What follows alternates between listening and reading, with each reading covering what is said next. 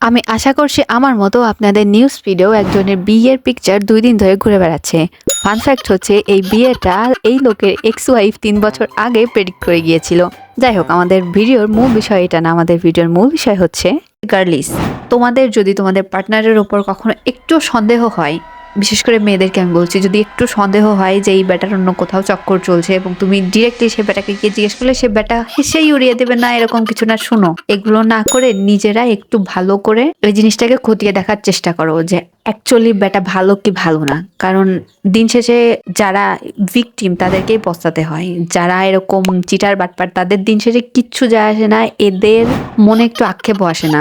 So এটা তোমার জীবন, suffer করলেও তোমাকে করতে হবে। আর যদি সুযোগ থাকে বেরিয়ে এসো। কথায় আছে যে once a cheater always a cheater.